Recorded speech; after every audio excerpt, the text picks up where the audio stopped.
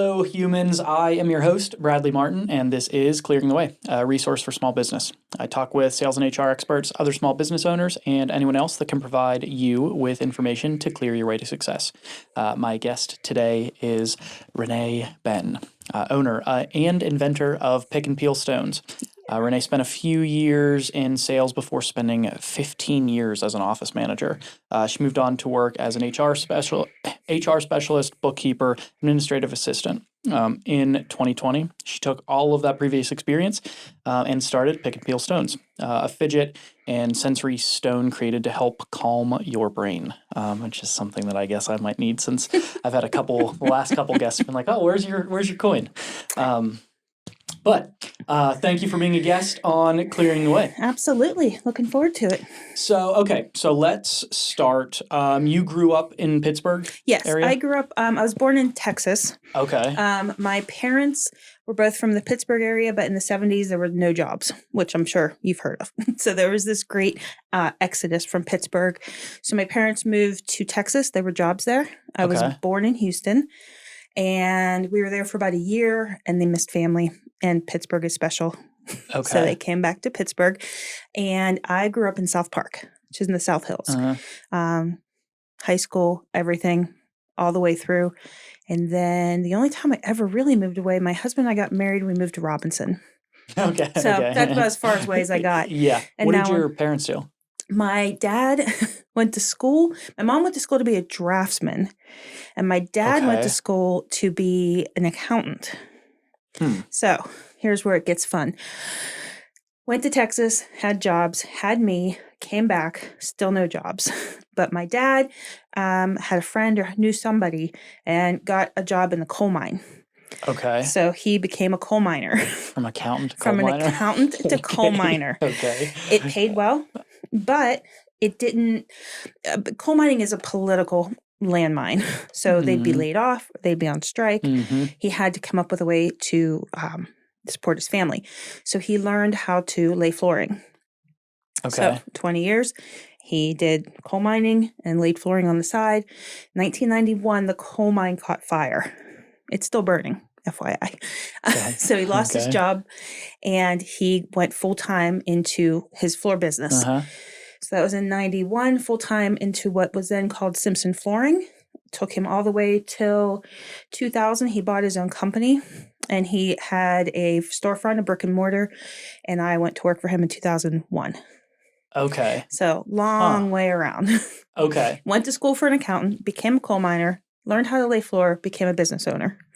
Okay. American dream. Yeah. I mean, I don't think that's that is unique, but that type of story is it's that's, I feel like everybody is just, we're all just figuring it out. I don't know what the hell I'm doing. You don't know what the hell you're doing. None of us know what the hell we're doing. We're just out here figuring it out. And I told my daughter when she went to college, she's graduating in May. And I told her, I said, you're going to get a degree in this, but you don't know. Yeah. You don't know where it's going to take you. Yeah. Okay. So when you moved back here, what kind of, so one, were you involved in any activities? What kind of student were you? What interested you as a kid? I was not a good student. I get massive test anxiety. I'm the worst.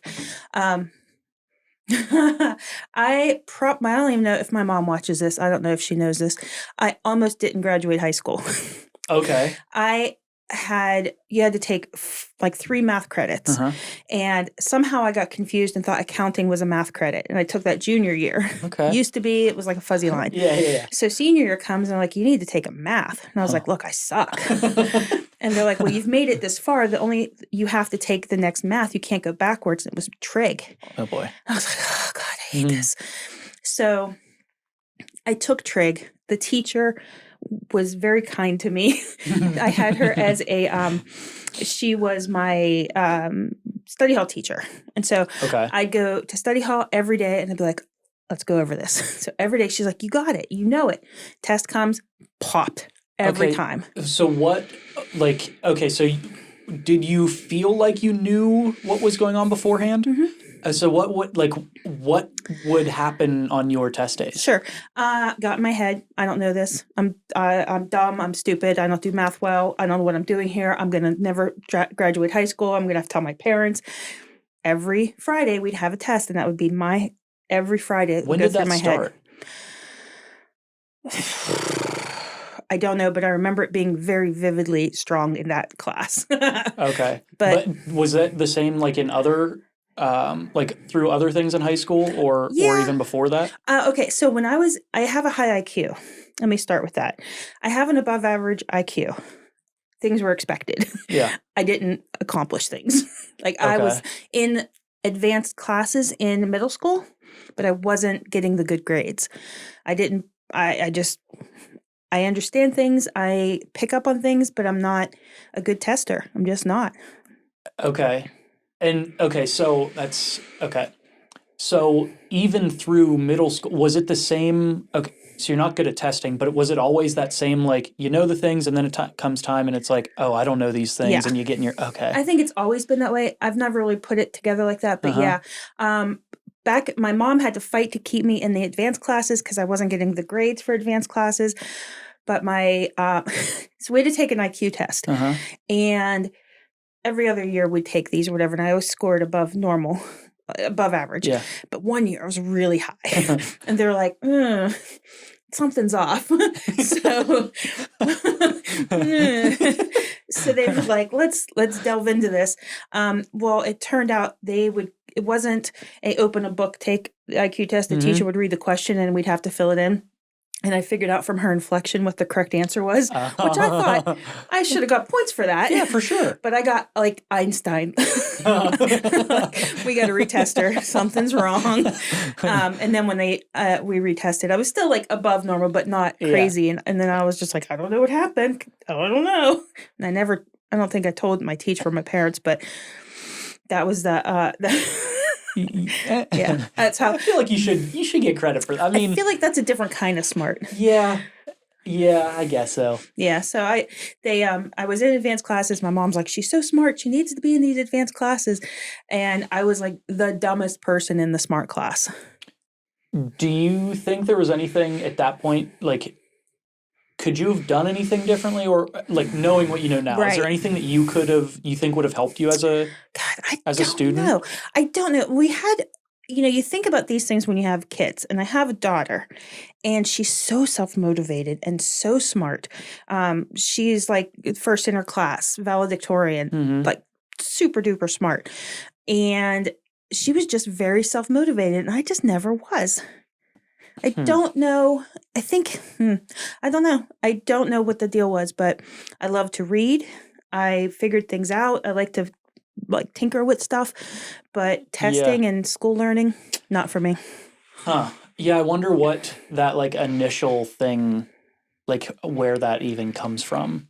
Because if everything else is like, oh, I know it all, doing everything beforehand, maybe not super motivated, but like kind of killing it beforehand, and then test time comes, it's like, just kidding. I don't know anything. I don't know anything. And I'm like telling myself that. That's weird. I wonder where that comes from. With other things. Like my girlfriend and I did a couch to 5K. We would run every week.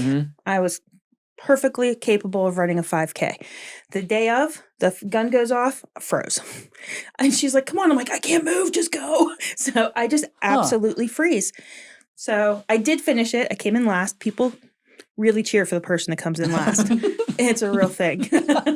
So I powered through. I did it. It was not my best time, but it was a decent time, and I finished it. But there's something about the gun that goes off, and that, okay, now you're on the spotlight, that some people thrive at and other people don't, and I definitely don't. Is there any like perfectionism that is that a piece of, okay. No, that's my daughter. Okay. Huh. Oh, yeah. She has that genetic thing, but I have I'll outwork you mentality. Yeah. I'll put my nose down and I'll work 20 hours a day to get what I need. But when it comes to perfectionism, no.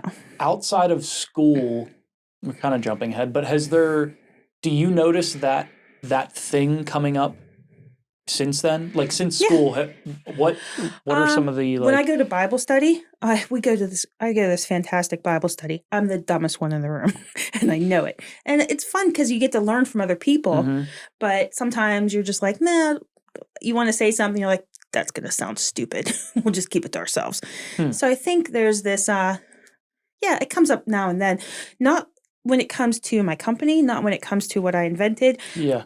Not when it comes to the skills that I've honed, like QuickBooks and bookkeeping, and I'm confident in those things. But yeah, if it comes down to being in a room full of smart people. When any of the, like, okay, so jumping way ahead, when any of the like time-sensitive things or those like those types of decisions come up, do you find yourself in that same like stuck? I absolutely Man, what shut the hell down. is that? I don't know. Do you have it? No, I don't think so. But that's a like, So what is that? My husband says there's 3 things that happen when I get overwhelmed. It's fight, flight, or freeze. And I've done all 3 at one time. So I've been able, I fight my way out of a place. I freeze. I can go like I can go through it all in a matter of minutes. But the freeze one is the one that's the most frustrating for people. And it's frustrating for me. Oh, I'm sure. I want to do the thing. Yeah, especially if you've set yourself up beforehand that like, you know what's going on. You know all the things. And then it's like, show me how you know them. Damn it. Wait a second. No, I swear. Like I've been putting in the work. I know. Yes, exactly. Okay. So that's a struggle. Were there any subjects that didn't happen? History. Okay. I'm very good. I loved history and anything to do with reading, English.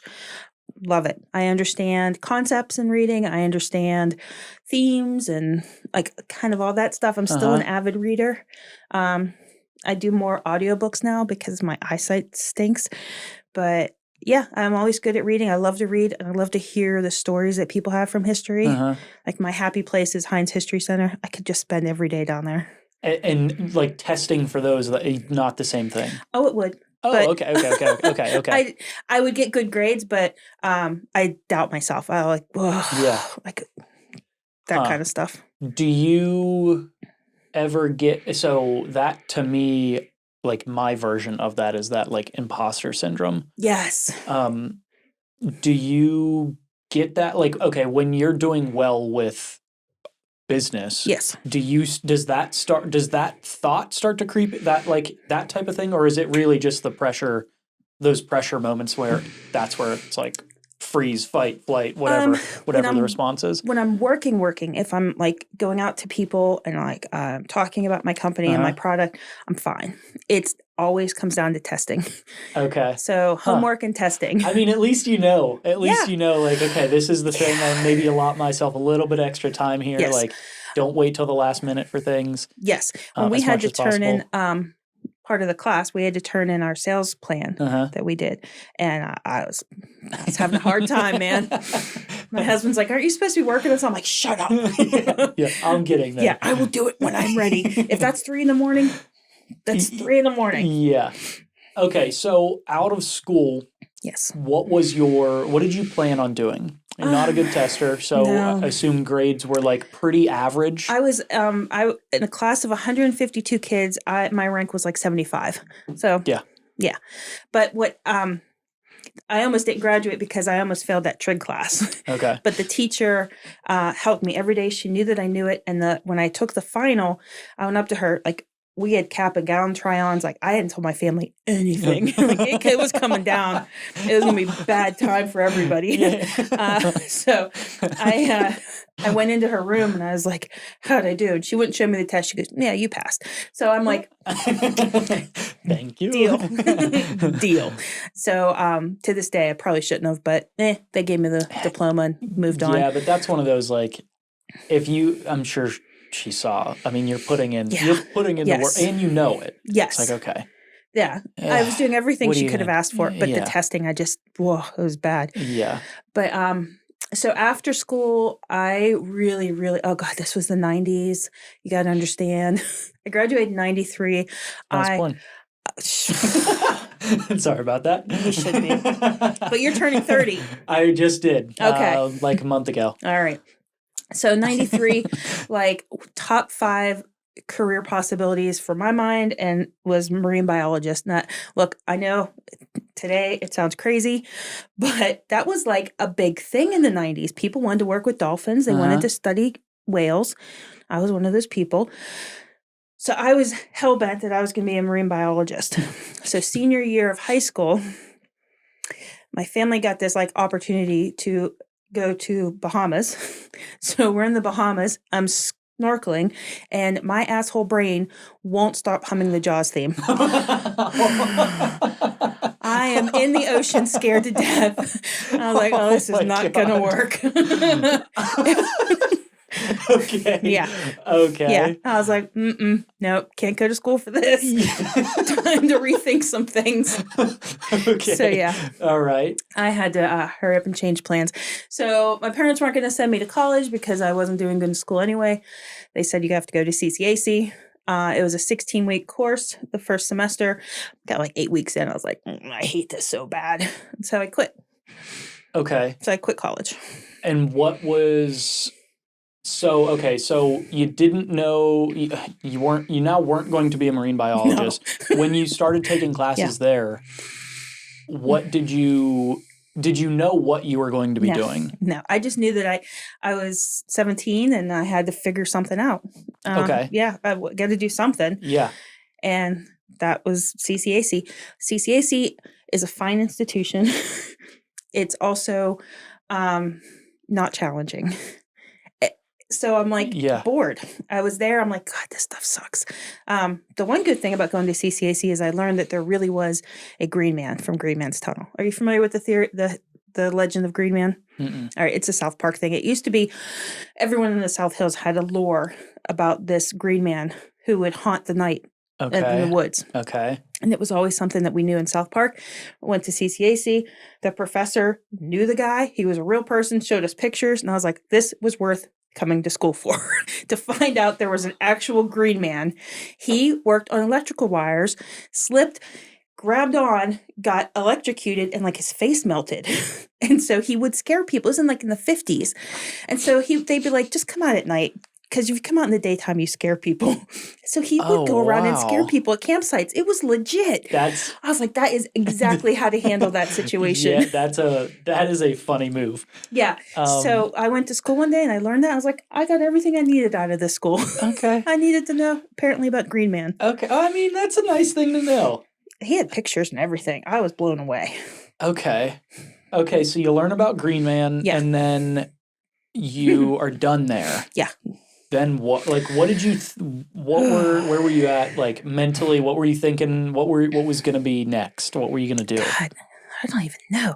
My parents said I had to get a job. Had to get a job. Seems reasonable. Yeah, I was a bookseller at Walden Books, so I went full time there, and I thought, well, I'll just work at Walden Books. This is a secure job. Well. And then we were there, and I remember hearing something about a little company called Amazon. They were just a bookseller at the time. Amazon started as just selling books. And I was like, well, that's dumb. Nobody's ever going to want to do that. So clearly, I knew how things were going to turn out for them. But yeah, I just I worked full time. I got in trouble at nights. I just didn't have a focus. Okay. And how long were you there? Oh, God, that's a great question.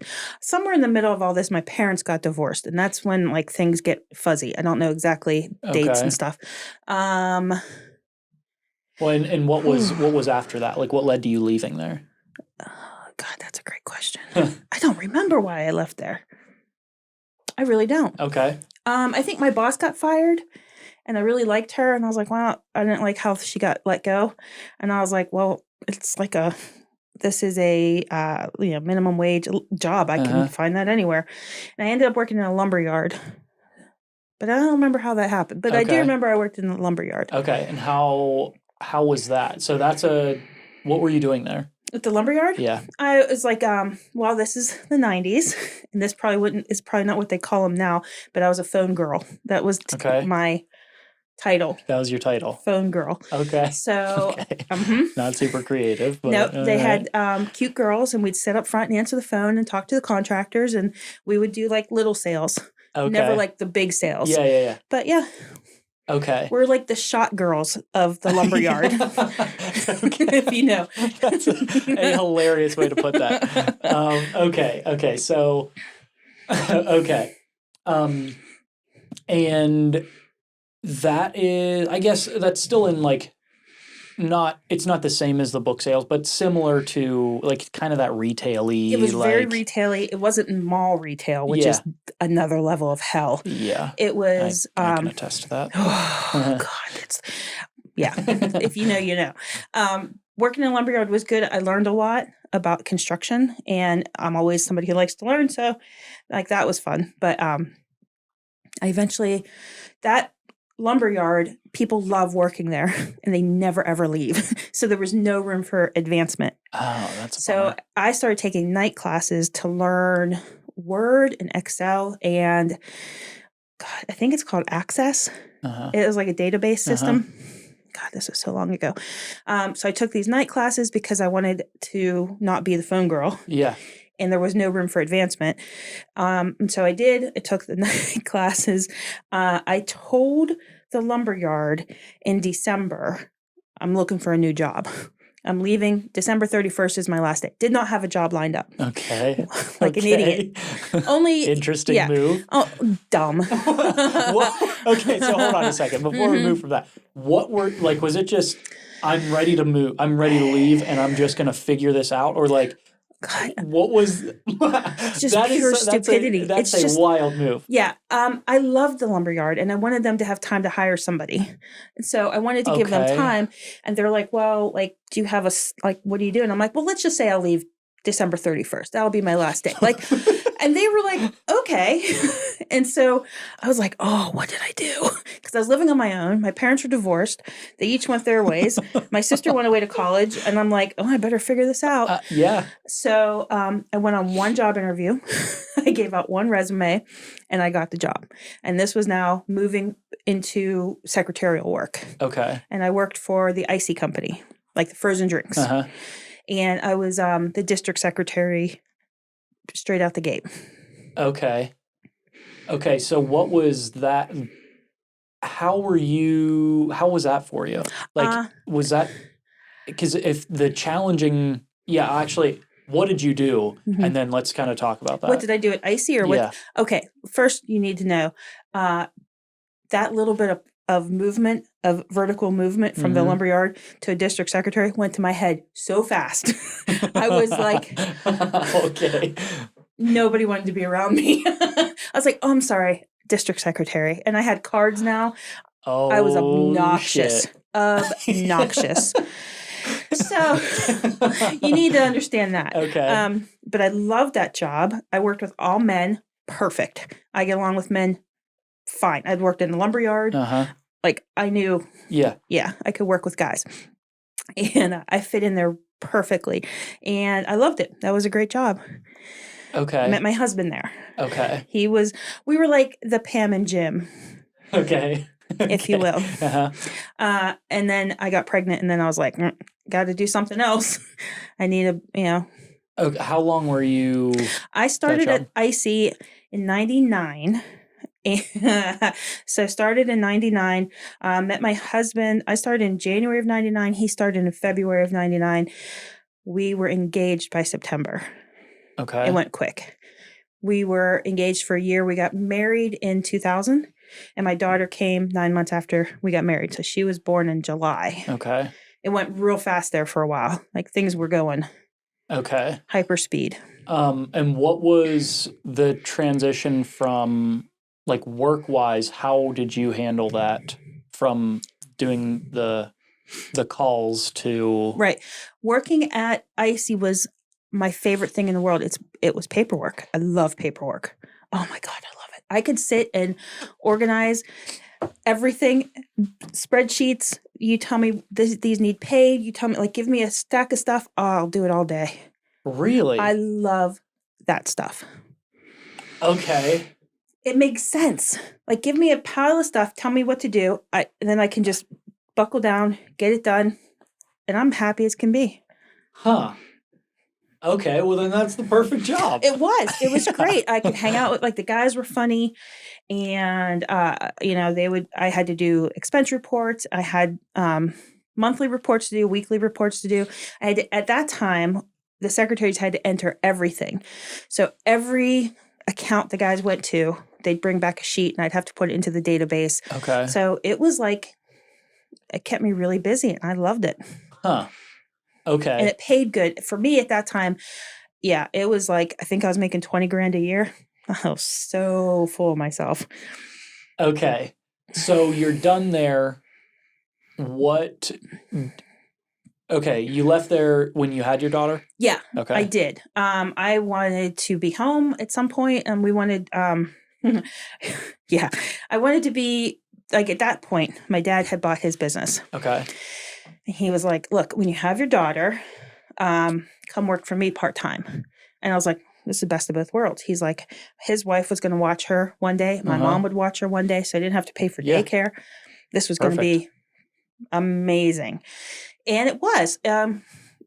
When we had Alana, that's my daughter's name, we had what's called a traumatic birth. So she almost died. I almost died. It was bad.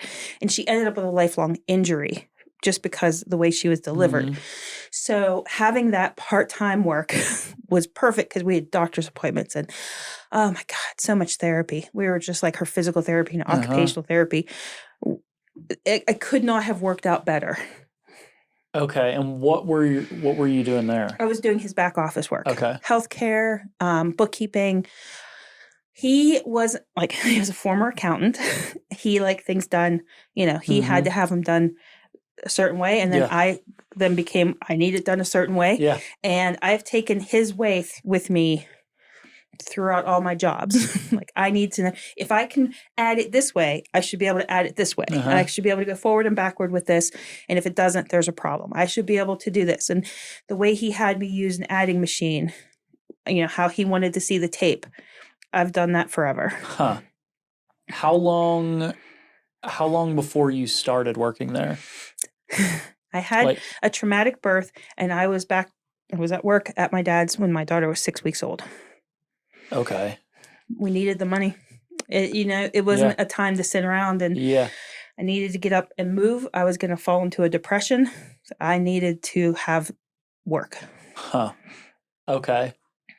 Okay, so you're there, you're doing all the back office stuff. How long how long were you part-time there? And then what was, I think the older she got, the more time I would take on. mm-hmm. And so when she was 3, I wanted to put her into like a daycare center, but they wouldn't take like 2 days a week. They had to be 3 days a week. Okay. So that's when, I think when she was 3, I started doing 3 days a week. And the older she got, and I eventually got up to full time. Okay. Okay, and then how long did you work there? 16 years. That was okay. Yeah. I did everything. Okay, that's a long time. It's a long time It's to be a long somewhere. time to work for family. Yeah. How was that? Here's what I tell people about working for family. A, don't do it. B, family is like, you can do anything. My dad thought I could do anything. I wasn't doing it the right way. He would always, that's not how we do it. Oh, fine. So you take a lot of that personality. The father-daughter doesn't just stop. Yeah. So, it was kind of awkward. I get along much better with him now. Yeah. He's retired. But yeah, for 16 years, he relied on me for almost everything. I ran the forklift.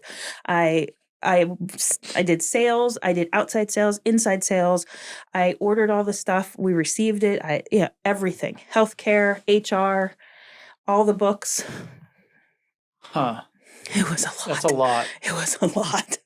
That's a lot. I couldn't do it now. That's for sure. Was the relationship outside of work, was that affected with you guys working together? Yeah. We had some rough times. And now at this point, parents divorced, both remarried.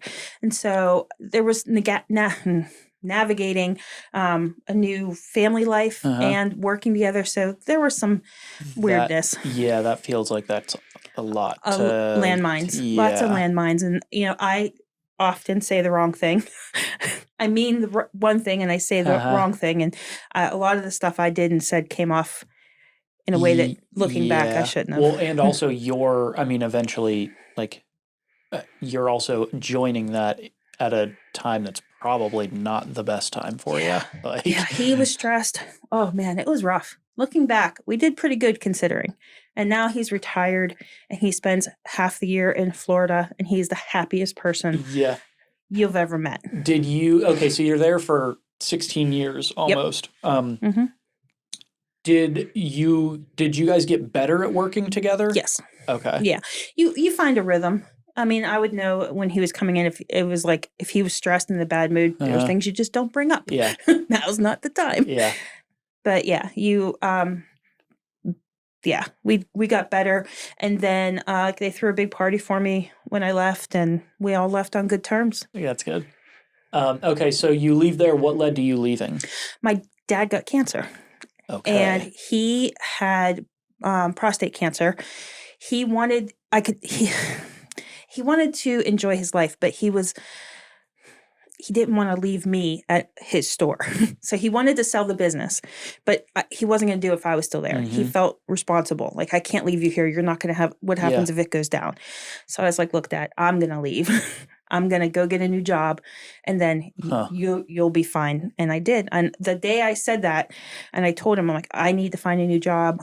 I can't be here when you're not here. You don't want to leave if I'm here. So one of the sales reps that would come into the store heard I was looking. And he's like, we'll hire you right now. Because they knew me for 16 years. Yeah. And they knew my work ethic and all that I knew. And selling flooring is such a specialized thing. If you could take somebody who has the knowledge, I mean, that's worth its weight. So I immediately got a job working for one of our distributors. Huh. Okay. That's a weird situation. How Let me tell you, the flooring world.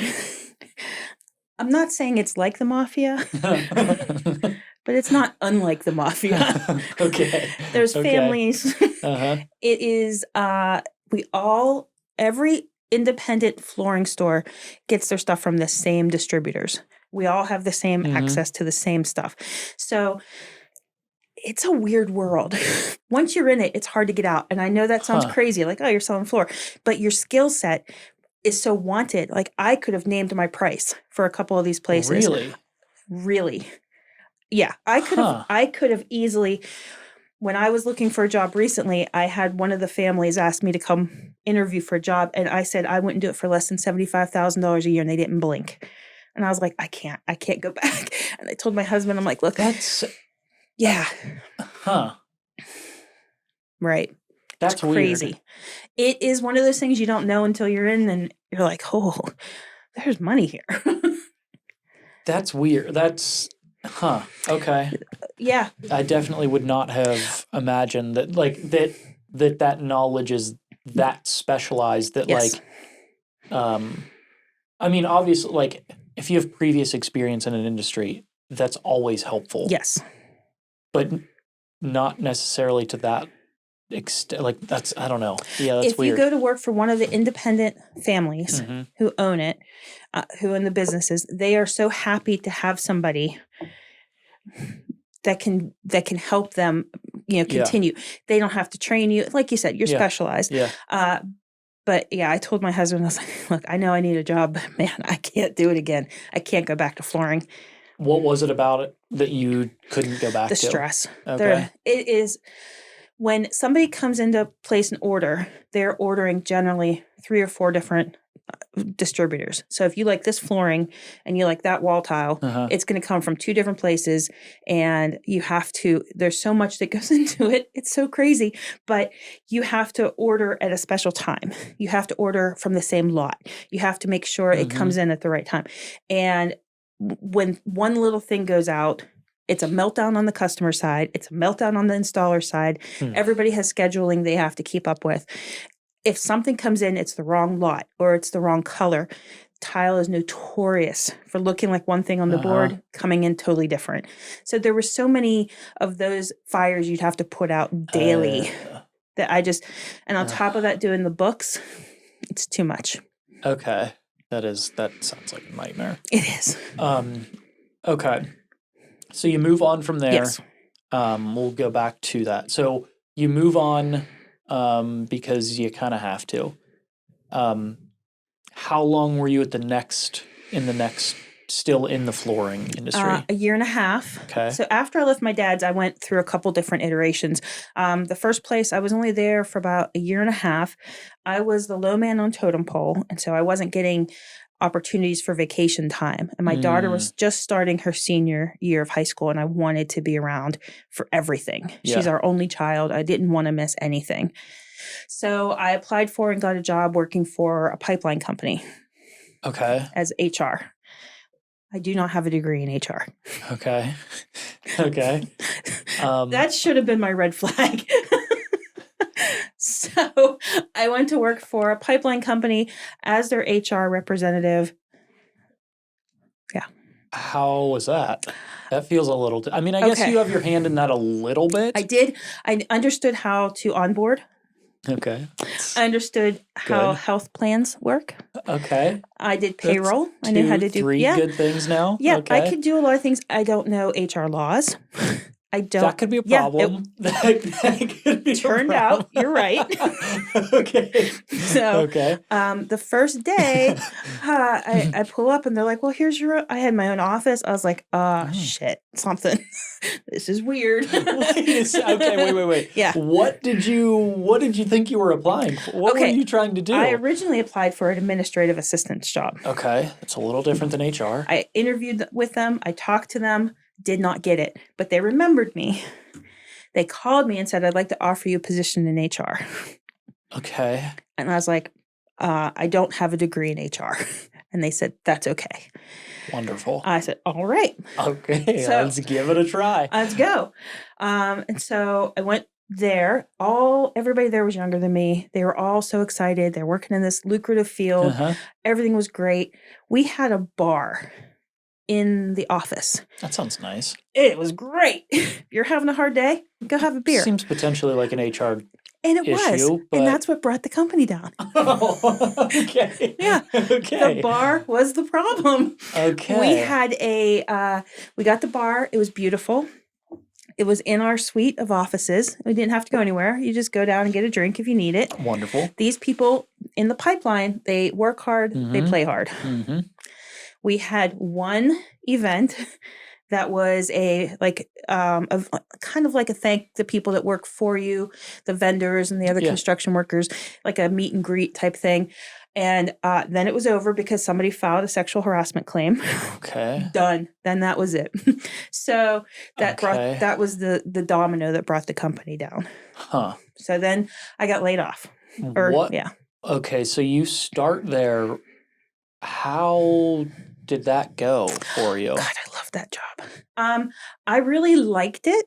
And then there was a lot of things I'd come home and be like, something's not right. I don't know what to think about this. And my husband's like, well, it paid great. Yeah, He's ride it out. Yeah, ride it out. See what happens. Make them get rid of you. If they're going to lay you off, then yeah. One of the bosses I had was like, it's coming. You're going to get laid off. So what can you do to beef up your resume? And I was like, oh, there's all these online courses. Udemy is one. I'm like, I'll just update my Excel. I'll make sure I'm up to date on QuickBooks and Excel. And so she's like, do it. I'll pay for it. So I sat in my office. Okay, perfect. The last 3 weeks of this job, just learning and educating so I would have a better resume. Yeah. That's nice. Was there any going to something that is, I mean, when you were working in with flooring, right? You were kind of specialized in that knowledge, but you had your hand in kind of everything. Everything, yeah. When you switch over new industry and now you're the HR person, that's crazy. Yeah. Was there a how in the world did you make that transition? Actually, I'm a good bullshitter. Okay. All right. They were like, "Can you do this?" Absolutely, I can. I can figure out how to do it. Okay. So I'm going to sneeze. Maybe. Bless you. Thank you. So it was, I had to work with, it was basically onboarding. I didn't do any job interviews. I didn't interview people. It was just the paperwork side. We had a lawyer on staff. So she was a business lawyer. So she made all of, like, the big calls on that stuff. Okay. So I was just paperwork. Okay. Then that's kind of nice for you then. It was, except my first day, the chief financial officer quit and told me things aren't good here. I was like, well, okay. Well, maybe you're just jealous. I don't know. Maybe you just don't know. Day one, that's the information you get. Yeah, day one, he quit. I was like, okay, we'll see what happens. Okay, so from there, So then I'm laid off. You're laid off. And then Florin called me back. Oh, boy. So our representative, the one who got me the job at his company, called and said, "I heard you're laid off." And I said, "Yeah." And he said, "So-and-so is looking for a bookkeeper." And it was... should have been perfect. And so I went to work for another flooring company, an independent flooring company at one of the families. And I know that sounds bad, but that's what, there's families. Yeah. So I went to work for another one of the families, and my boss, phenomenal. People I worked with, phenomenal. There was somebody else in the office who I didn't get along with. And he had the weirdest way to keep books that I've ever seen. Now, I know everybody has their own little things. Yeah. My dad was an accountant, and he taught me how to do things. This guy was so crazy on how he wanted things done. I literally couldn't wrap my head around it. I could not follow what he was saying. So I came on specifically. I said, "Here's my skill set." They were working with an outdated accounting software. And I said, "Let's go to QuickBooks." So we hired a QuickBook helper. I transferred their entire outdated system into QuickBooks. I showed them how to use it. And I was like, this is going to be great. And then I had it out with somebody there, and I'm like, "Nope, can't do this anymore." I was like, "No, I can't live like this." So they laid me off. Okay. And that was at the beginning of COVID. Okay. That was January 2020. This episode is brought to you by the City of Washington, Citywide Development Corporation. If you're a small business in Washington and you need another set of eyes on your situation, or you need help growing, you're not sure what's going on with the business, you can't figure out how to get out of the current struggles you're going through, you're just looking for ways to become a little bit more efficient, anything else like that, or if you don't know where to go next, you don't know who to find to fix whatever the problem is, reach out. The WCDC is a free resource. We're here to help. The links are down below. Reach out. Like I said, it's a free resource. Now back to the episode. Did you have any idea what you were going to do after that? No. But that's when the stones happened. Yeah. So, okay. So you don't know what you're going to do. No clue. Were you immediately looking for something? Immediately. Okay. But then the world ended. Yes. That's a problem. It is a problem. No one's hiring in the middle of a pandemic. Yeah. Well, and especially at the beginning of it. Yes. Where it's like, we don't know anything. We don't know anything. Okay. So how long were you kind of sitting? Okay. So I get laid off end of January 2020.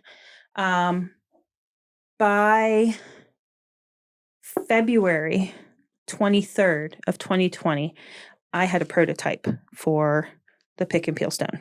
Okay. So I'd had this idea kicking around in my head to have something tactile that you can hold and that you can get that satisfying feeling. Mm-hmm.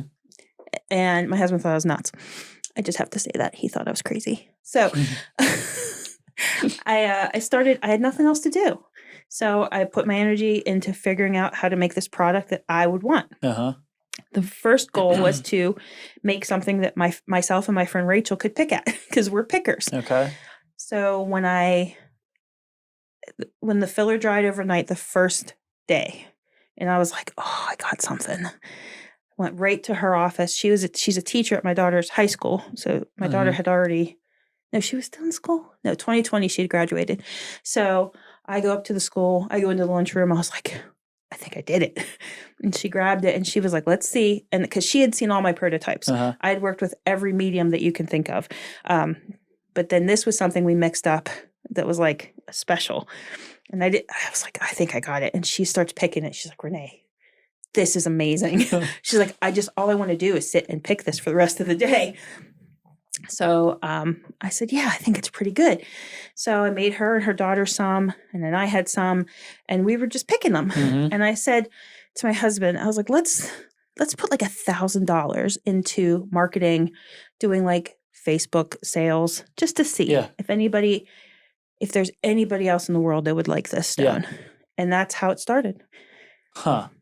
So how far before that did you have the idea of like making something? About a year. Okay. I had this idea in my head for about a year, and the first thing I thought to do was to take like a plastic Easter egg and wrap like tape around it and put stickers. Just have something in your hand that you can just sit and fidget and pick at. Yeah. It's the picking and the pulling off that's satisfying. Okay. And I told my husband, like, oh, I could sell these at craft shows. And he's like, you're crazy. Nobody's going to want that. And I was like, ugh. I was like, no, maybe you're right. Maybe you're right. So then I thought to find something that I could, this is good. Okay. So then I was thinking of little plastic tires, like for Matchbox cars. Okay. And filling it with something and then having to sit and pick it out because it had the spokes. Yeah. And I was trying to think of things that would have holes in it that I could work with. And it was always like bouncing around and it wasn't concrete. And I didn't feel good about any of them. Like nothing really settled. And then when I found the lava stones, I'm like, okay, now I'm getting somewhere. What was it that, how long has that been like your fidget or whatever you want to picking and peeling forever. Okay. I picked your sunburn. I will pick, just give me a time and give me a chance. So my husband has outlawed me from picking anything on him. Okay. Because he's like, just stop. So I can't, him and my daughter, I would like, when I would hug my daughter, if I felt something, I'd be like, give me a second. And she's like, you just got to stop, Mom. So I am a picker from way back. Okay. But I do not have a clinical diagnosis. I don't have dermatillomania, which is something far worse. Okay. And these are people who have their urge to pick is so cranked up on them that they will pick until they get infected, till they bleed. Okay. Like they have a condition. And I was never that bad. Like I enjoy picking. I would pick every sticker off that water bottle. In a minute, I would sit there and pick at those. Okay. Okay, so did you have anything that before you made this? Right. Did you have anything that like kind of worked well for you? Nothing. This whole thing started because I went on Etsy to find something to buy. I was sure somebody had come up with something. I couldn't possibly have been the only person to think of something like this. Yeah. And there was nothing. Like I looked on Amazon. I looked on Etsy. I just typed random things in crafting books just to see what I could find. And there was nothing specific for pickers. Okay. Okay. So you finally have some spare time. Yeah. Spare time. Finally have some spare time. Yep. And now you can start. How many different versions of this until you got 20? Here? Easy. 20. Okay. That's actually not that bad. It's not bad. It happened really quickly. Looking back, it really did. I tried latex, silicone, latex paint, puffy paint, internet. I've tried it. It doesn't work. Elmer's glue, rubber cement, drywall compound, spackle, modeling clay, Play-Doh. Like I am telling you, I'm thinking through all the things that I went through. So many variations until I found something that was almost what I wanted it to be, but wasn't quite right. I have a friend who's a chemist. And I was like, what do I do? He's like, da-da-da. I was like, okay. That's what it started. Now I have a company that makes the filler for me off of a recipe that we perfected. But this was going on in my basement. Okay. Okay. So you make a few of them. Mm-hmm. So you thought you could sell them the whole time. When you first had the idea, were you like, I think I could maybe sell these? Or I think I could. I think my thought process was, I'll make a couple bucks. Like Yeah. it'll be like a side, Yeah. just something to keep busy. And my husband was like, yeah, do this because we're in the middle of a pandemic. You're freaking out. You need something. And so he was very supportive the whole time, but I think specifically because we were in a pandemic. And this was like, people are forgetting that you didn't leave the house. Like you had one person that went to the grocery store. It was him. He had to still work because he could go into his office by himself. So he was leaving. It was me and my daughter were home alone. And my God, that was... How long until you started working on this? So I invented them. We went, the first date we got the Facebook page February 23rd. I made the first post on it in April. You got laid off in January? January. Okay, it's so fast. not that long. Yeah, no, not that long from... Okay. So I had this like abstract idea, and then being laid off brought it into focus. And then I was like, okay. So my first post, I believe, was in April. And at that time, I was just doing Facebook Marketplace. I would do drop-offs. I would like, hey, I'll drop it on your porch. And so there's no contact. And I sold one out of state, and I was like, oh, that's cool. And then, are we ready to talk about how it went crazy? Yeah. Okay. So my daughter's back to school. The world's a little bit, the end of 2020. In September of 2020, my husband and I went away for our anniversary. And I was like, I didn't make any sales this week. I was kind of bummed. And he's like, oh, this whole time he's preparing to how he's going to deal with me when this doesn't work. And he was like, look, you gave it your best shot. He kept saying stuff like that. Very supportive, but realistic. Yeah. So that was September. At the end of September, I had gotten a job by this point. I was working at an engineering company as an administrative assistant. Okay. I got that job in August. So September, making the stones, selling them on the side. I talked to my dad in October, beginning of October. I was like, hey, I made $600 last month. And he's like, Renee, this is great. I don't understand it, but it's like extra money for like Christmas and like all these things. I was like, yeah. Let's go. October 20th, unbeknownst to me, a sweet, sweet TikToker whose name is Stimmy Girl is autistic and needs stimming products, which are things to put her energy into. Bought my product, never told me, never asked for it for free, and did a review on it. And then sent me a message and said, hey, if you're interested, I just reviewed your product on TikTok. Like texting my daughter, what is TikTok? I was like, is that porn? Is that a porn site? She's like, Mom, it's not a porn site. Not exactly. No. She was like, give me the link. I'll check it out. So I sent her the link, and she got back to me and she was like, oh, this girl really liked your product. And she's got like 4,000 views. It's really, people are like talking about it. They really like it. And I was like, oh, that's nice. I guess that's okay. Now, my husband was out of town working, and she was at school. I was home by myself. And I said, well, I'm going to take a nap and I'll do orders when I get up. And she's like, okay, I'm going to go to a study group. 2 hours go by. She calls me. She's like, Mom, it's at 1 million views. And I'm like, what? What? And I go on my phone. My store's sold out.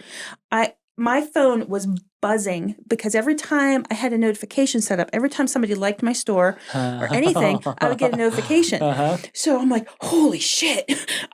Okay. So I run downstairs and I grab my stones and I start filling them like a maniac. I'm like, I need more product. So my husband comes home and he walks in the door, and there I am, like crazed look in my face, trying to fill this. And he's like, what is wrong with your phone? Like, why is it vibrating? I'm like, you're going to have to sit down. You're not going to believe this shit. And he's like, 1 million views. I'm like, I know, that's crazy. Daughter calls. It's at 2 million views. It's at like 13 million views at this point. Now, at this point in time, it went crazy. It was just crazy. And I went to work the next day. I'm like, I don't know what I'm going to do. I was like, I need to upscale. I need to get more stones in. And so that started the process of getting more stones in. And so I went from, I started selling on Etsy in June of 2020. In September, that month of September, I had made like $600. So October, November, and December, I made $100,000 selling stones. That was $100,000 in sales. How the hell did you go from 600 Oh my God, it went to that? crazy. Well, like, I mean, that makes sense. That jump makes sense based on the virality of it. But how in the world did you go from you fulfilling $600 worth of sales to fulfilling $100,000 worth of sales overnight? So I bought every stone in the continent of America. And I'm not lying. I bought them out. Damn. They won't. To this point, to this day, they don't sell them. I bought all of them. We had so many boxes of stones, and not every stone is usable. They have to be the right kind. So I got a ton of stones in. So many stones. We're making the filler. My husband's filling, like, he figured out a way to fill the bottles. So we would go to work, have full-time jobs, would come home, eat supper, and go downstairs and make orders. So what it originally started with was we would work all week to make 100 stones. And then I would make a note on, if you go to my Instagram, like what some of the first posts are, this Saturday at 12 o'clock, I have 200 stones. So they'll go for sale at noon. Just mark your calendars. And they would sell out in 5 minutes. Gone. So we did that. And then we put a stop. We stopped for like 2 weeks. And we got orders in. And we made 1,000 stones. We said a Black Friday special. We're going to sell 1,000 stones, $25 a box for a kit. And let's just see what happens. And we sold those out. And I made $25,000 in one day. And Etsy was like, we don't think you're going to fulfill these. And I was like, motherfucker, watch me. So I filled them and we got them out. Etsy held my money for 3 weeks. So that's when I was like, I'm getting a website. Screw you. So that's crazy. They shut my site down. They blacked me out.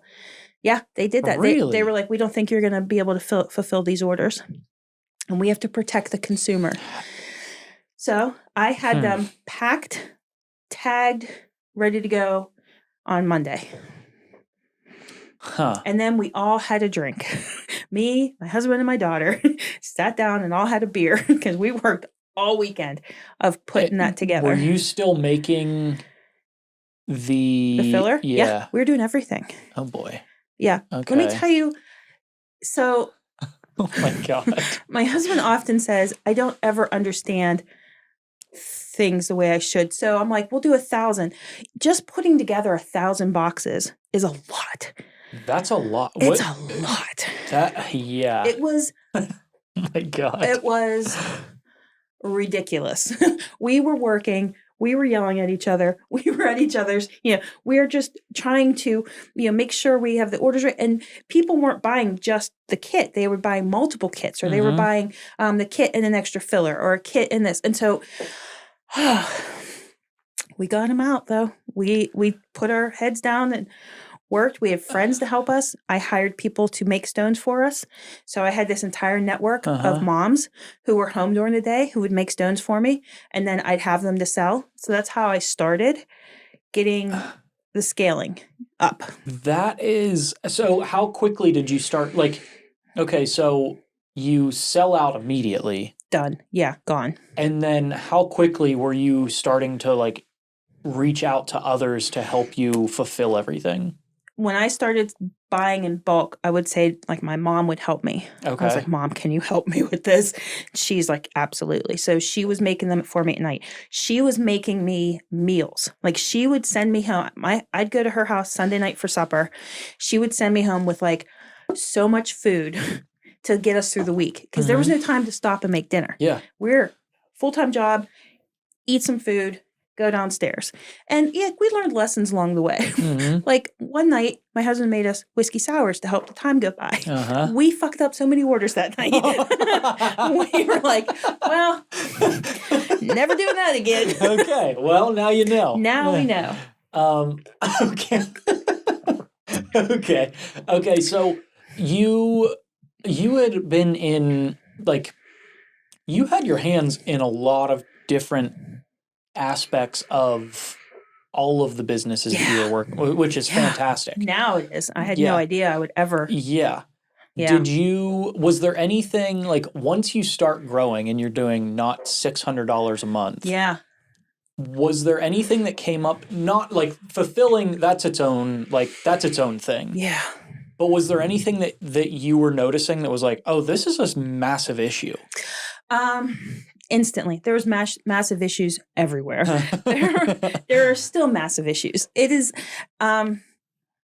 getting the stones is hard. The only country on this planet that sells stones is China. There are volcanic rocks everywhere, but they're not allowed to sell them. Most countries feel that the volcanic rock is spiritual.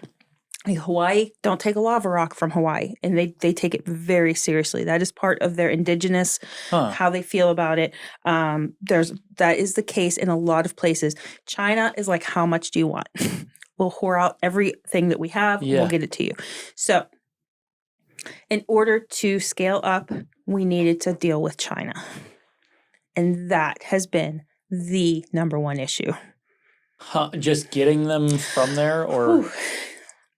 Yes. Have you ever had to order anything from China? I used to, this is kind of funny. I used to be super into sneakers in middle school. Yep. And high school. And I would make my mom had so many cards canceled because I would order shoes from some sketchy website. Yep. And they would take forever. And they were always like, oh, I don't think they're coming. And then like a month and a half later, it's like, oh, wait, these shoes showed up. Yes. That's my only dealings. So there's a site called Alibaba. It's wholesale. It's like Amazon, bulk sales for businesses. Yeah. So anything you could ever want to sell is on there. And it's cheap. Yeah. But you have to pay for shipping. So I started to buy them in 1,000 pieces. That was manageable. At the beginning... How large of a package, like what does 1,000 stones look like? 1,000 stones is about 10 boxes that would come from China, and they would ship UPS. So that was manageable. Okay. They would come to the house. If I wanted more than that, they would have to go on a boat, and you get a much better rate. They'd have to come to a dock, though. They'd have to like be delivered somewhere other than my house. Yeah. So I start trying to find places that will accept like friends. Like, do you have a warehouse? I know you guys like. How quickly was this all happening? My God, it was so fast. That all happened in September, you said? Yeah, so from September to December, it was just me making them, having friends help me make them. Beginning of the next year is when you're starting to look at this, the bulk. Okay. Yeah, I still had my job. I said, I need to get, I need to order fulfillment center. I need help doing something. So the first step was to be able to find a place that could take bulk orders that could make the stones. I would pick up the stones, bring them home, put together the orders, and ship them from my house. Okay. That was the first step, is having somebody on a bigger scale make the stones for me. Okay. And so I went to, there's a local, I work with 2 local nonprofits now, but the first one I worked with was Beaver County Rehabilitation Center. Okay. And their goal is to help people who have mental disabilities or are in a drug rehab situation where they need to relearn some things. They find community and they find worth in work. So they have these like day jobs, and you go in, and any given day you go in there and they're having like a fun group activity, or, they're doing therapies, but they also have jobs for them. And a lot of it's like stuffing envelopes. And then I came and I was like, do you think that there would be people here who would want to do this? And it became like the job at BCRC. They love the stones. They love putting them together. They love anytime it's on the news or anytime we get big on anything. They love every part of it. People that work there are amazing. Somehow, some way, they started to think maybe I knew Stone Cold Steve Austin because I'm the stone lady. And I'd go and they'd be like, how's Stone Cold? Okay. Says hi. I was like, hey, fair enough. If I ever meet him, I'm bringing him right here. They were like, I bet she knows Stone Cold Steve Austin. I was like, they're the best. But they have limitations. They can't work a full-time job. So they can come to this place for a couple hours. They can make some money and be a part of a society of their community. Yeah. But they have their limitations. The one guy who works there can't sit still long. He's the best at the peel side, and everyone will tell you this guy, he's our guy. But he'll do like 2 or 3 stones, and then he has to walk laps. Like he can't, like he needs this. But he begs to come to work. This is like his favorite thing. I adore them endlessly. They're the best workforce. That's cool. Anyone, I recommend them highly. They were making stones. I would go up, pick them up, bring them home. I was still printing all the orders, putting them together, and shipping them from my house. That was the step 1. Okay. And then I bulk ordered at the beginning of 22. Well, I'm getting into 2021. So 2021 was my biggest year ever. We went crazy.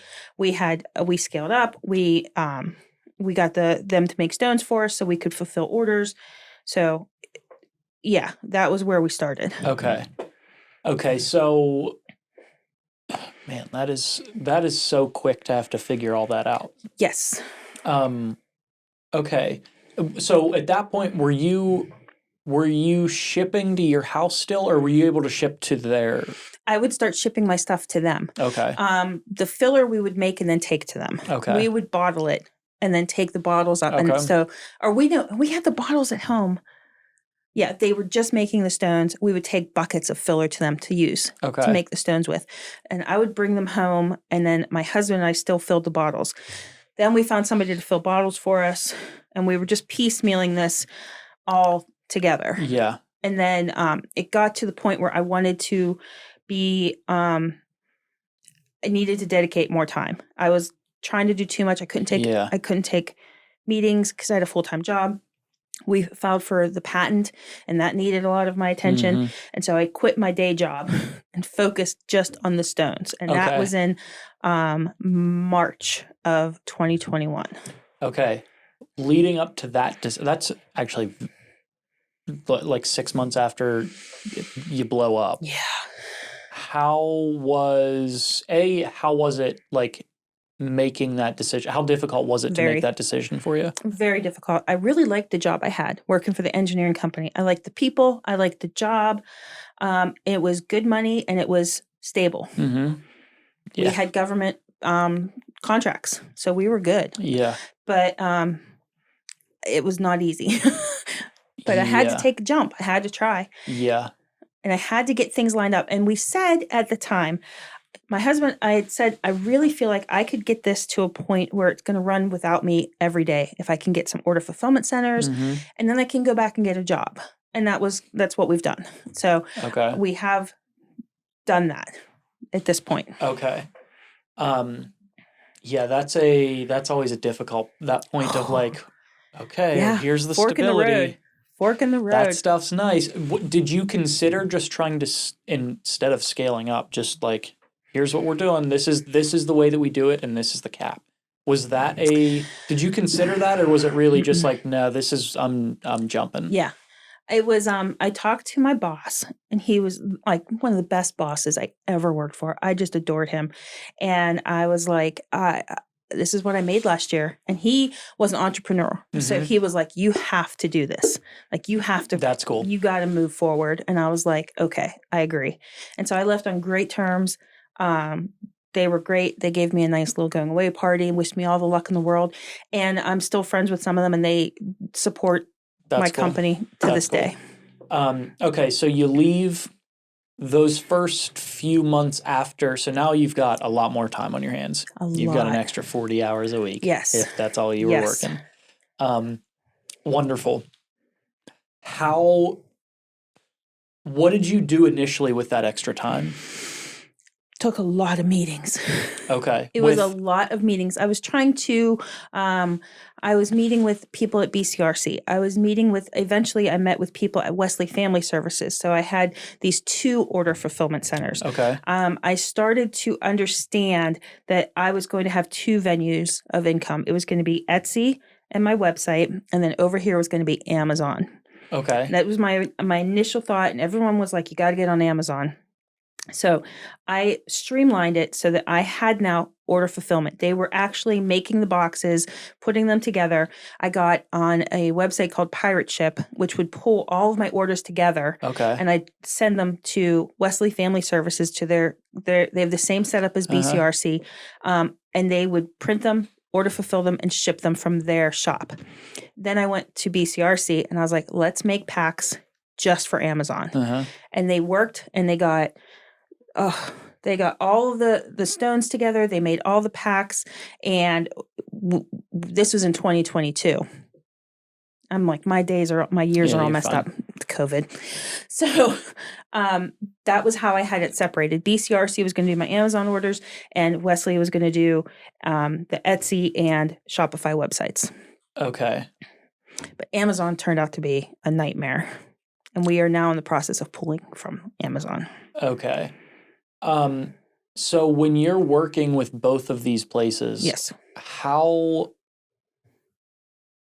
Okay, so I mean, you were an HR expert for a little while, so so you've got some of the onboarding. How was introducing the Okay, so you're training all of these people. How did that work for you? They have what are called oh gosh, what are their titles? They're like the job boss. Doesn't sound right at all, but that's kind of in my head what's coming out. Okay. But you would train the therapists. Okay. And then the therapist would train the people who would come in, and they would have, people in and out. Their clients are in and out. It wasn't like they were putting in a 40-hour work week. Yeah. They'd come in, do a couple hours. The next day they'd get other people. Okay. And so this was how it worked. So they have to do a job study to figure out how much they need to get paid. So in 2021, there was a lot of, we had to do the job studies. We had to get everything shipped to them. And so it took a while to get to the point where they had all the material, all the training, and they were ready to go. Okay. So it did take a while in 2021. In 2021, we were still top of the game and no competition. And then we started to see knockoffs. Mm-hmm. And we started to see people who were infringing on our intellectual property. So I did file for a patent in February of 2021. You have 1 year to file for a patent. You can have something in the public space for 365 days. If you don't file a patent, somebody else can. So I filed the patent in February of 2021. We're still waiting. It takes a while. And we started sending cease and desist letters to people who were blatantly stealing our product ideas. And some of them stopped. And this one who has persisted wrote back and said, no, we're not going to stop. You're not getting a patent. And so we're going to keep doing it. So there is a knockoff out there. They don't use the filler I use. They don't work with nonprofits. They never show their face. But they are taking a chunk. So now 2021 was spent a lot of lawyer fees.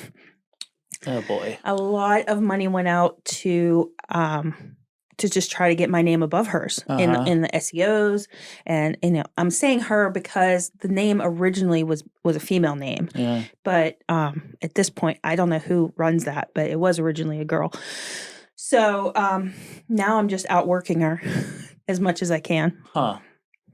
Okay, so that was in 2021? Yes. Okay. So I'm doing good. Business is going. I have an order fulfillment center, but they keep shutting down because of COVID. So we have him, but they're not allowed to come to work. And so there was a lot of back and forth in 2021. How did you manage that? Because you've still got orders coming in. Yeah, I still have orders coming in. I just would do what I could at home. Like they would make stones and I would make stones. We were just trying to keep ahead. Any stones they could make were like gravy. Mm-hmm. I would still come home and make stones to try to keep ahead. But now I'm working from home. I can do this. Yeah. I can do more of this. But the COVID restrictions put a hurt on us. There was one point BCRC was shut down for 6 weeks. And there was nothing you could do. Yeah. Who are you mad at? Yeah. Not them. So I would make my stuff at home. and my husband was back, he would help me occasionally. But yeah, that was full time. My dad would come over when he was home from Florida. He'd come over and then I was his boss. I was like, let me see, have a seat. Tides have turned a little bit here. Oh, if his wife called, I'm like, you're taking phone calls? Company time, my guy. Yeah, you didn't see this one coming, did you? All right, put the phone away. I need you to focus. Okay, so all this time, were there any other thing, like there's things that are coming up the whole time, but when you switch over to full time, did you, like, now you've got time to start knocking off some of these challenges? What were some of the, like, okay, so fulfilling orders, super difficult because you've got these systems set up, but they can sometimes work and sometimes we can't. Right. Okay. Let's leave that where it is, because what the hell are you going to do about that? Nothing. Okay. So, and you're still getting the stones, that's an issue. Yes. Which that's not solved with more time. That's just it gets worse before it gets better. Yeah. The stone situation hit its absolute worst in 2022. Okay. I ordered 20,000 stones. I ordered 2 shipments of 10,000 stones from 2 different companies because I thought, I'll just make this. So I got to get it from one place. Now, they're shutting down the ports in California. So I had 10,000 stones going to California and I had 10,000 stones coming into New York. Split my weight. Something's got to come through. Yeah. I've run out of stones. I have no stones. I'm not advertising because I don't have stones. And now I have to contact a company in California who have stones, but they're 3 times the price because they're sealed, boxed. They are for showers. They're they are a finished product. Yeah. I had to buy them just to keep my company going. So I ordered 20,000 stones in January. They did not arrive until July. And that includes the 10,000 that went through to New York got pulled because they were afraid there was drugs in them, is what they told me. They had to do a Homeland Security customs check, and they wouldn't release it until I paid them. So they held them hostage. Nice. I had to pay an additional $3,000, and they have them. What are you going to do? There's nothing. They have you. So I had to pay an additional $3,000. Is so annoying. Oh my God. The words that I created. Hey, we think you have drugs in here. We're going to charge you extra because we think that, even though we've found that you don't. Even if that's pretty nice. I don't even know if it happened that way. The only information I have is coming from my Chinese counterpart. Like, they're telling me this. It could have been a lie. So that's things like that. It's so crazy that that's the only place you can get these things. Yes, it is. It is crazy. So, yeah, we have a plan to deal with that in the future, but we'll get to that. Okay. That sucks. Oh, that sucks. Yes. Okay, so what were the other, like, at that phase, have you started to kind of get a grasp on how the whole thing, like, is everything relatively smooth? No, I had to get, no, God, no. Okay. How I'm not an alcoholic is beyond me, because there are some, it comes at you fast. I had to get a marketing company because I couldn't keep up with the social media stuff. Like, when I first started, I would just be like, hey, I'm Renee, here's my stone. I'd get 80,000 views. But that only lasts for so long. Yeah. And you got to navigate TikTok, which is the devil. So TikTok is Lord of the Flies. There are no grown-ups. They will kill Piggy every time. They don't care. It is the Wild West, is the devil. So I had to have somebody help me because I can't deal with this TikTok. Yeah.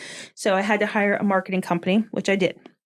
I had to hire an accountant because this was getting out of my realm of understanding. Yeah. When we're combining my personal income with, I didn't set up my LLC the right way because I did it fast and I wasn't thinking. And so I needed somebody to help get all of my numbers right and do my books for me. Yeah. Because I can do a lot, but I need every job I've ever had with bookkeeping, there was always an accountant who would, at the end of the month, you'd send things to, and if there's a problem, they'd come back. So I needed that again.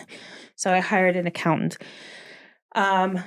So these things are coming into play. Marketing, they were doing videos for me. They were doing the literature that I needed to put in. They were huge. But Okay. Okay. So you're starting to get those things figured out now. Yes. Awesome. Yes. Okay. So you're starting to kind of shape into a kind of legit now. Yeah. Okay, Yeah. cool. Like we got this. I'm a boss. Now, Check me out. we don't have our product now. Right. I have all of this lined up. We're good. Yeah, we're good. We know we help people. We're getting reviews from people who are like, we got reviews from Purple Heart winners who were the people who had traumatic injuries and traumatic situations, who would then, with their anxiety, would just fixate on picking themselves, and nothing helped them, and this helped them. So I'm helping people. I have the nonprofits that are working with me. I'm doing, everything is lining up, no stones. Okay. And there's not a lot you can do with that. I have stones, but they're not the right stones, because when stones come in, some have more holes than others. Okay. And if they don't have enough holes, you can't fill it. It's not a worthy product. Yeah. So I have at my house right now 15,000 stones lining as landscape because they didn't work. Okay. Yeah. So we have got shipments in that I thought, oh, this is going to be a great shipment.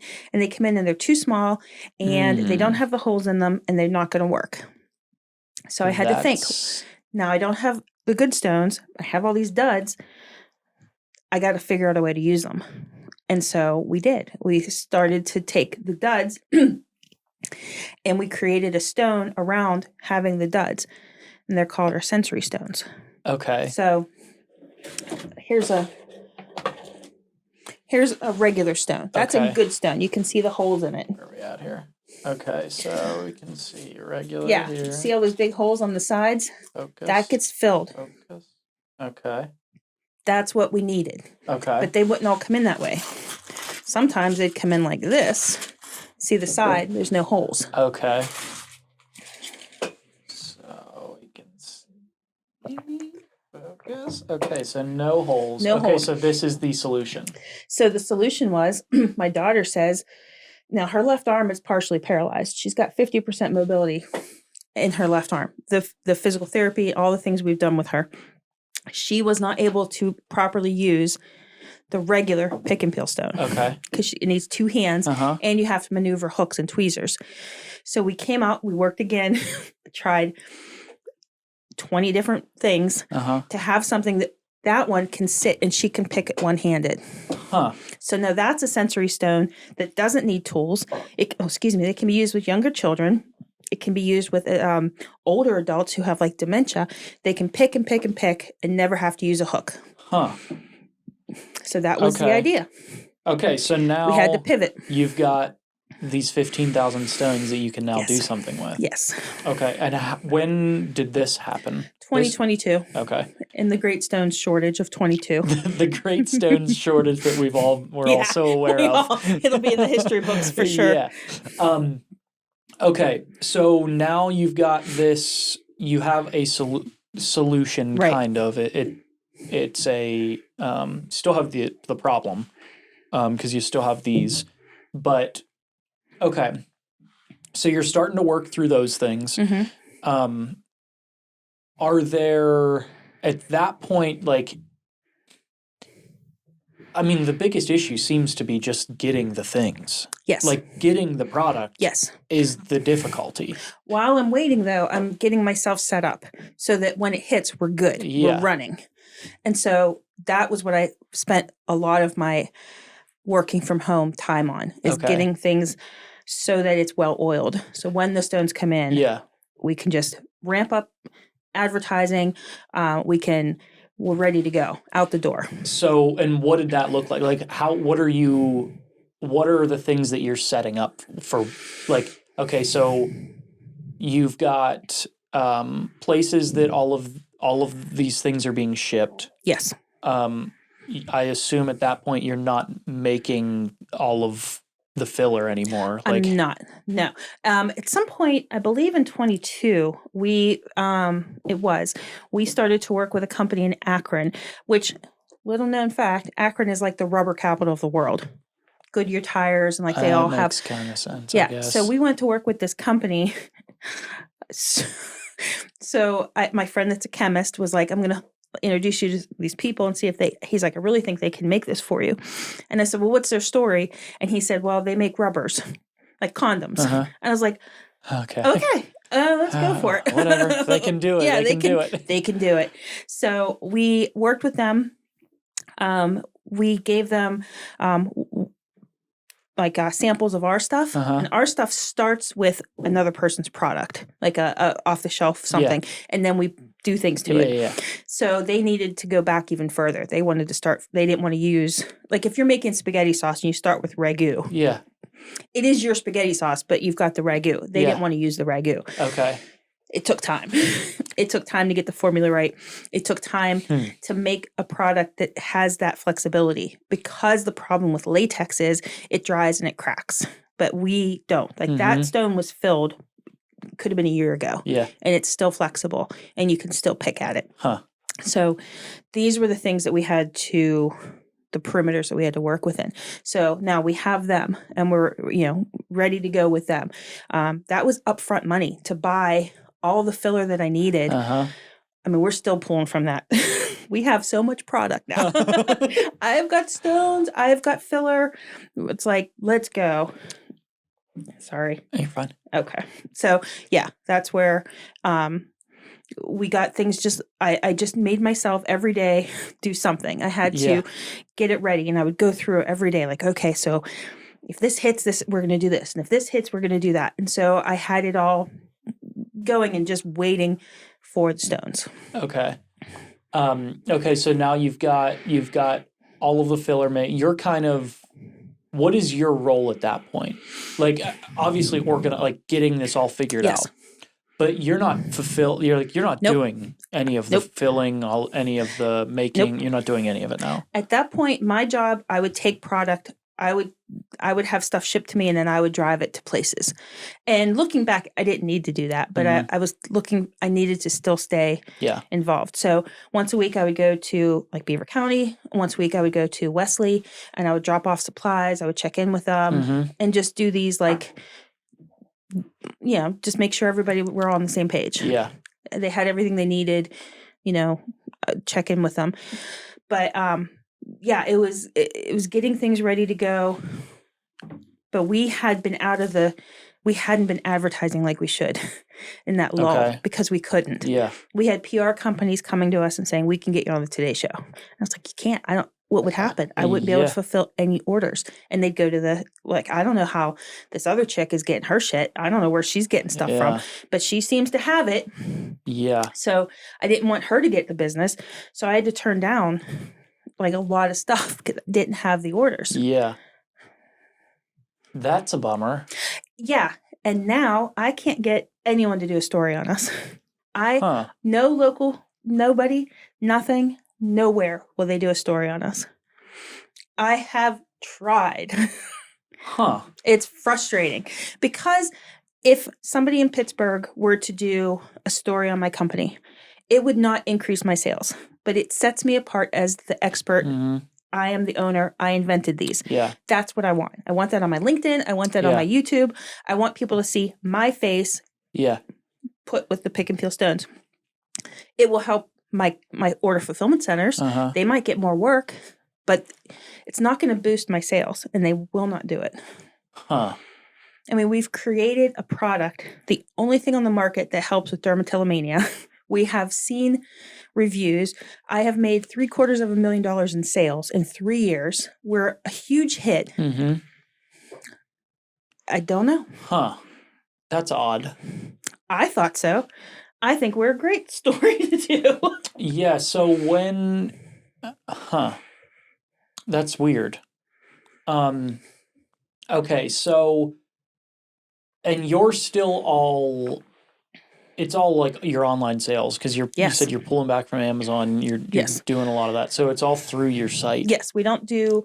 at this point, when, the past, we don't have any storefront. We don't have them in any stores. Yeah. We have had nothing. Is that still true?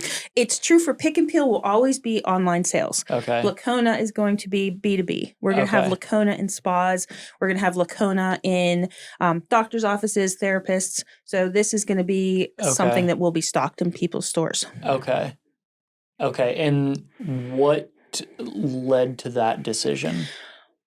We had people asking to have it be available locally, like to be able to just go pick it up somewhere.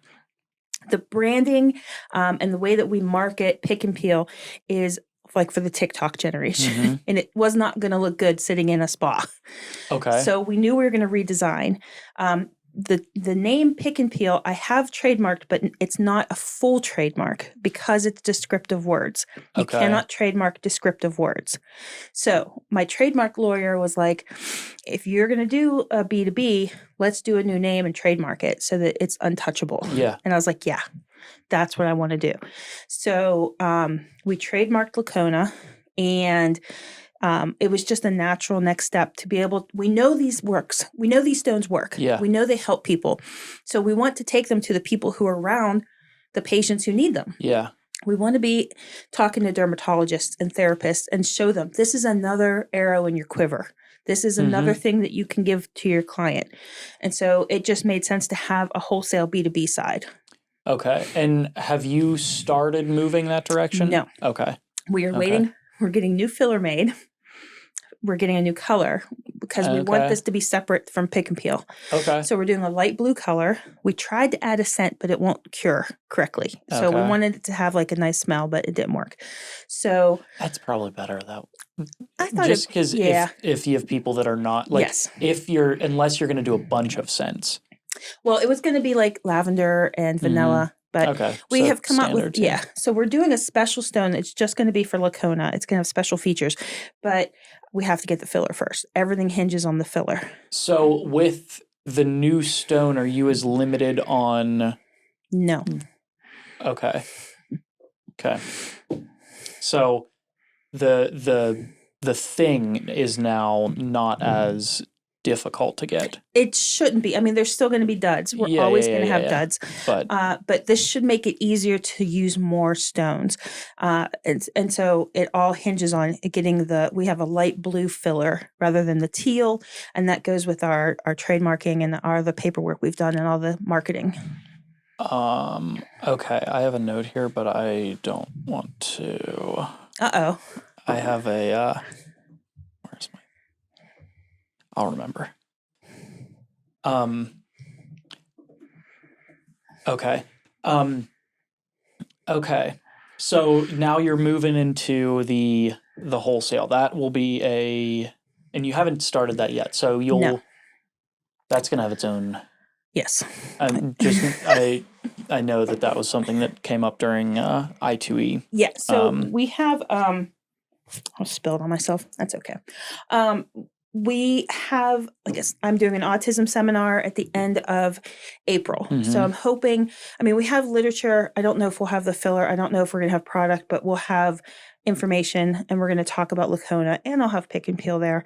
But we're going to start pushing for going to shows like that and being a part of communities that would otherwise not know about us. Yeah. Are there trade shows for the therapists and doctors that I don't know either. I imagine. I've heard. I found this on LinkedIn. So I'm going to really push, when I'm into these situations to keep my name, ahead of it and call me if you hear of anything, let me know. I'd love to be a part of this or that. So definitely. Well, if anybody listening knows of any, yes, please. Anybody, any offices or any any of those trade shows. Yes.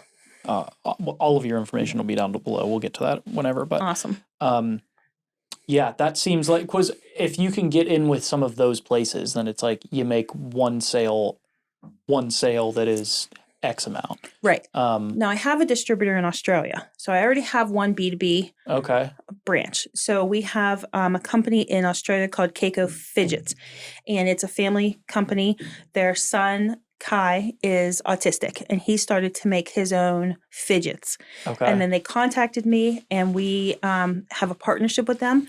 If you live in Australia, the only way you can get a pick and peel stone is through Kaiko Fidgets. They are that's my people. That's cool. So we ship out these big B2B orders like every 6 weeks to them. Okay. Yeah, that's going to take a lot of your time, because I mean, I guess, but you've set it up well at this point, because the B2C is not automated, but it doesn't require a ton of your, like, to fulfill the orders. And to, now there's obviously the management of all of that side and all of the things that go along with that. So there's still lots of work to be done there, but not like it was. Correct. So now figuring out how to make this side work. Yes. Now it's like, that's going to be right. And I originally, we had this expensive marketing team, and we had to let them go because they were so expensive. They weren't, it wasn't working. Mm-hmm. So now we have a freelancer who does my marketing, and she's fantastic. So we've made these decisions when we didn't have the stones that, streamlined a lot of our finances, which has been really, really good for us. Yeah. Well, and I'm sure that downtime kind of sucked, but it does give you the ability to kind of take a second and pause, maybe a couple seconds too long. Like, I'm sure it would have been nice to not have to wait that many seconds. If you like overthinking, I highly recommend being laid off. Yeah. Yeah. So like, but I'm sure that time of like waiting for stones, it did give you the ability to figure out like, okay, let's take a second to breathe here. Yes. Let's figure these things out. Yeah. Was that something that just happened, or did you like consciously, were you kind of like, okay, let's look at what is happening? I think the money side and making sure everything was shored up was something to take up my time while I was waiting. And so I think it was a little bit of, I need to do something, and this is what I have, and I'll do it. So, I mean, we had got these stones from California that were so pretty and boxed and sealed, and we had to spend hours stripping them.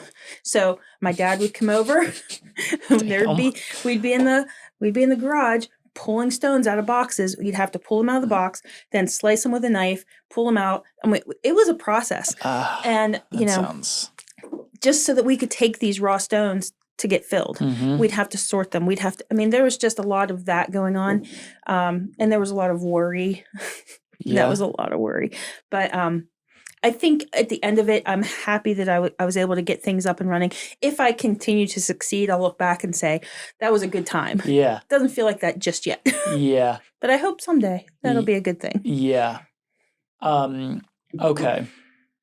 All right. We've covered a lot. Yeah. And we didn't even talk about the time I accidentally hired a dominatrix. Wait a second. Okay. I was just about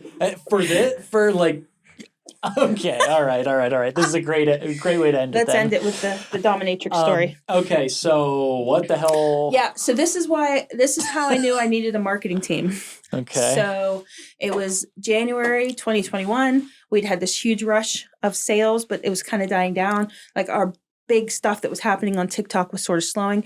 So I needed to find somebody to pull us back into the spotlight on TikTok. Dominatrix is the perfect person. Who knew? I typed in dermatillomania, and I found this person. And she had like a weird look about her, but hey, I love weird people, so it's fine. So I reached out to her and I said, hey, would you like to review the stone? I know that you talked about having dermatillomania. And she was like, I'd love to. And I was like, perfect. Now, this is when I was just sitting on my couch. I was like, yeah, I'm going to send her this. I'm going to do this. I'm going to do that. And there was no thinking involved. So I sent it off to her. Okay. Well, now that we're friends on Facebook or on TikTok, now my For You page starts to change. I was like, what is that? That's all right. I'm like, what am I looking at here? And then I was like, I don't understand what's happening. So eventually I realized this weird woman who is the sweetest in the whole world is actually a dominatrix. Okay. There's a whole side of TikTok called Kink Talk. And there she is. And now I learned a whole lot of stuff. And number one thing was, you don't send your latex covered stone to somebody whose main job is a dominatrix. it worked out. She didn't use it for anything weird that I know of, but there were some panic-stricken moments when I realized what I did. Okay.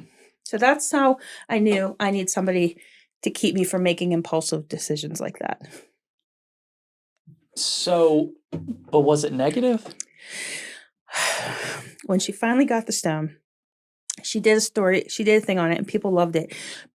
But shortly thereafter, she found out her partner was cheating on her, and it turned into this, like, it got side-shadowed. Okay. Because it turned into this so not whole negative. thing. No, but I was like, maybe I need some supervision. Yeah. Maybe this is, Okay. I am not to be trusted. Okay. You know what, though? That doesn't sound like a bad story. Like, it was just like a, to me, that's like, oh, now I'm just introduced to a new group. Yeah. Hey, exactly. But for sure, that was one of the weirder things. Okay. I remember saying to my husband, I got some weird shit on this. I don't know what I'm looking at right now. What did I do? So then I started I'm like, I got to change this, like Jesus, like Christian study. And like I need to get more stuff on my For You page. Start tricking it again. Yeah, I got to get back into a different algorithm. Okay. Okay. Anything that we haven't covered that was a big thing to overcome or anything like that? Like, it seems like the biggest issue has been fulfilling the stones. Yes. That was originally. Now we have to get back into people's minds. Yeah. Okay. That's always, that's always going to be difficult.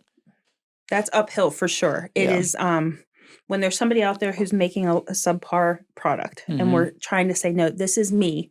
We do things differently. And so trying to set your brand apart, trying to set yourself up as the expert so people understand that, learning a lot about Amazon not being small business friendly. I wouldn't recommend that to many people.